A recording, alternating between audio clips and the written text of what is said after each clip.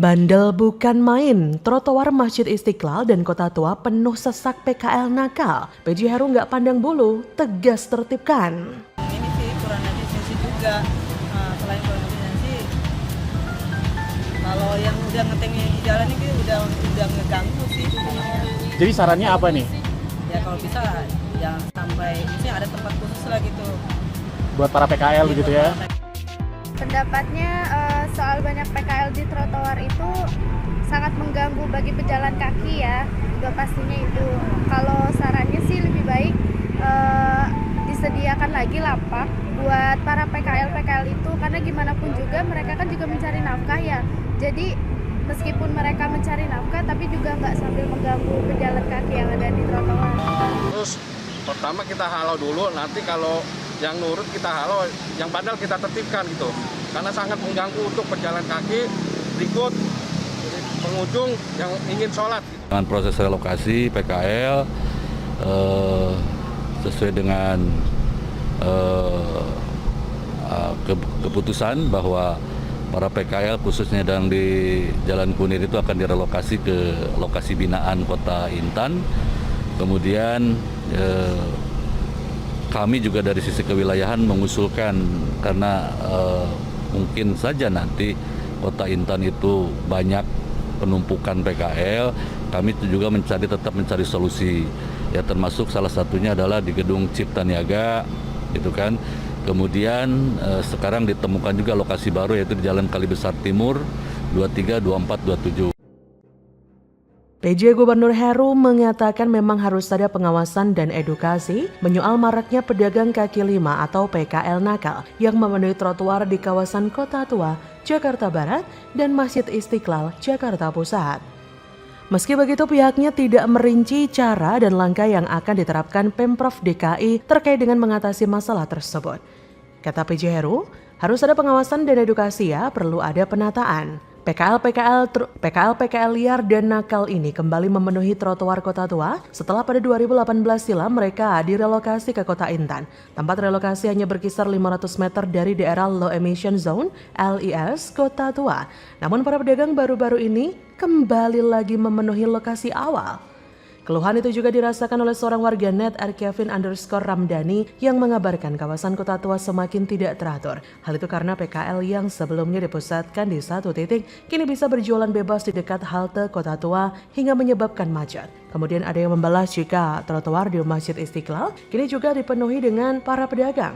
Hal itu terjadi karena pengawasan dari Pemprov DKI yang cukup kendor. Ketua fraksi PDIP DPRD DKI Gembong Warsono menyoroti banyaknya PKL di kawasan wisata Kota Tua dan Masjid Istiqlal. Menyikapi maraknya PKL mengokupansi trotoar, Gembong meminta Pemprov DKI agar bisa memperkuat edukasi dan pengawasan.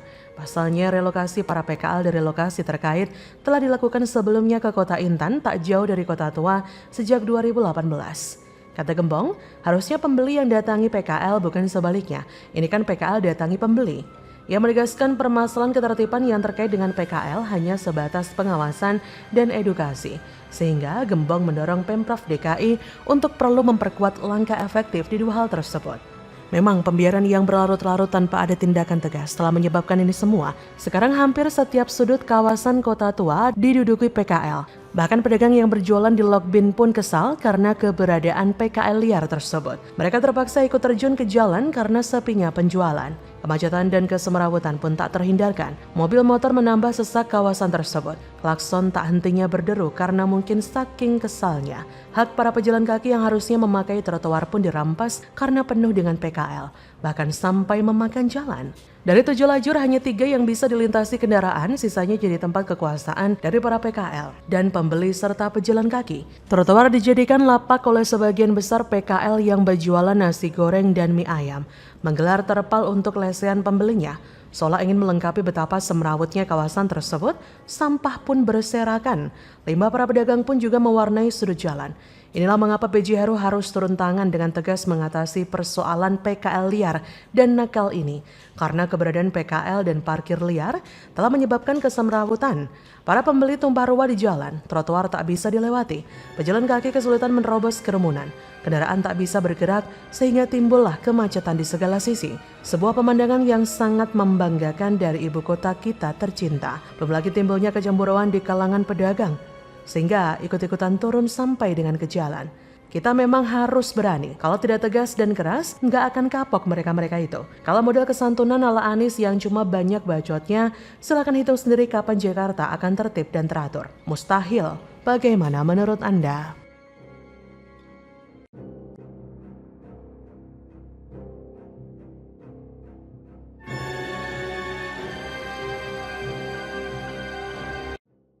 Ngakak, kadrun hina Jokowi pencitraan masuk gorong-gorong, Gibran auto balas dengan foto Anies keruk lumpur pakai tangan, modar. Melihat semua itu ya, maka gerombolan kadrun pun ini mendadak emosi. Entah kenapa ya, mereka ini dikit-dikit emosi. Pokoknya apapun yang dilakukan oleh Jokowi pasti akan selalu salah di mata para gerombolan kadrun. Jangan pernah takut dengan mereka. Percayalah pada saya. Mereka itu pecundang semua, pengecut semua. Baru berani ketika mereka menjadi massa dan seperti cacing kejepit silit kalau sendirian. Ayo bergandengan tangan menjadikan negeri ini lebih tentram, damai, dan toleran. Saya bilang parpol yang tidak mencalonkan Anies bakal rugi karena Anies sosok yang bagus dan sangat berpotensi untuk diusung oleh partai politik. Gubernur DKI Jakarta periode 2017-2022, Anies Rashid Baswedan menanggapi fotonya yang dijadikan bahan meme oleh Wali Kota Surakarta, Gibran Rakabuming Raka. Anies pun langsung memention akun Gibran lantaran fotonya mendapatkan komentar beragam dari warganet. Tweet akun Twitter Anies Baswedan pada Kamis 5 Januari, sedang santai ngopi di rumah tiba-tiba mata kedutan, jebol lagi dirasani. Anies menuliskan sendiri cuitan tersebut yang ditandai tagar ABW. Anies memilih membalas sentilan Gibran kepada warganet dengan penuh canda. Foto Anies itu merupakan aktivitas gerebek sampah di Jalan Nanas, Kelurahan Utan Kayu Utara, Jakarta Timur. Anies ikut turun membersihkan saluran air bersama dengan pasukan oranye. Dia mengeruk lumpur hanya dengan menggunakan tangan kosong. Lihat kadrun ini bukan identitas kelompok tertentu, tapi lebih pada pola pikir atau mindset dari seseorang beretnis apapun. Nah, kebetulan pola pikir kadrunisme ini adalah pola pikir yang cenderung negatif dan kotor. Awal mula meme itu terjadi lantaran Gibran diserang oleh seorang warganet @edimart, meski ada pula yang memujinya. Ia dinilai melakukan pencitraan seperti ayahnya, yaitu Presiden Joko Widodo ketika berpidato di tengah hujan. Tulis akun @edimart, "Yo, pencitraan koyo bapakmu masuk gorong-gorong." Gibran pun membalas serangan itu dengan mengunggah meme Anies yang pernah ikut terjun ke got membersihkan lumpur dan sampah di permukiman warga. Karena ramai tanggapan, akhirnya status warganet itu dihapus. Keder ya. Karena fotonya digunakan Gibran untuk membela diri, Anies pun ikut nimbrung. Jadilah lini masa geger dengan aksi kedua tokoh politik tersebut. Apa yang dilakukan Gibran itu langsung telak membungkam para pembenci yang membawa-bawa bapaknya. Dan secara tidak langsung pula membongkar kedok Anies yang sering melakukan pencitraan. Memang, meme tersebut hanya sebuah candaan belaka, tapi secara tidak langsung memberikan fakta jika Jokowi ketika masuk ke dalam gorong-gorong bukan hanya masuk saja, tapi juga mengamati dan mencarikan solusi untuk masalah tersebut. Dan itu terbukti, banjir DKI di era Jokowi bisa teratasi sedikit demi sedikit dan selokan-selokan pun tidak mampet lagi. Seperti juga pemaksimalan pasukan oranye dan kawan-kawan yang memang rutin membersihkan gorong-gorong di Jakarta. Beda dengan Anies, meskipun sudah masuk ke dalam selokan mengeruk dengan tangan, banjir di DKI Jakarta tetap saja terjadi. Bahkan lebih parah, karena dia cuma pencitraan. Inilah cara komunikasi yang dilakukan Gibran untuk membungkam para kadrun penyinyir, yaitu dengan mengungkap fakta busuknya sangga benar pujaan mereka. Kadal-kadal itu pun langsung mingkam. Kerjanya Anies memang hanya berusaha tampil bagus di media saja. Kalau niatnya ikhlas mengurus warga, pasti nggak akan ada pencitraan. Dan tentunya banjir di Jakarta bisa dikurangi karena ditangani dengan benar-benar. Tapi di sisi lain, Anies sepertinya hanya ingin numpang tenar saja. Karena Gibran yang saat ini sedang duduk di kursi wali kota Solo lebih bisa menggait hati rakyat seluruh Indonesia daripada Anies. Tujuan Anies hanya satu, yaitu tidak boleh hilang dari pemberitaan. Makanya ada pihak yang membawa namanya, Anies harus ikut nimbrung. Apalagi Mas Wali kan? Dompleng deh ya. Semua pasti sudah tahu bagaimana strategi dan manuver Anies. Dia seperti sedang berusaha merangkul banyak orang, mungkin termasuk Jokowi dan para pendukungnya, termasuk anaknya juga, supaya ada penilaian baik untuk Anies. Pendukungnya seolah ready untuk memelintir narasi seenaknya. Anies itu pintar, ikut nimbrung di akun Twitter Gibran untuk mendapatkan simpati publik.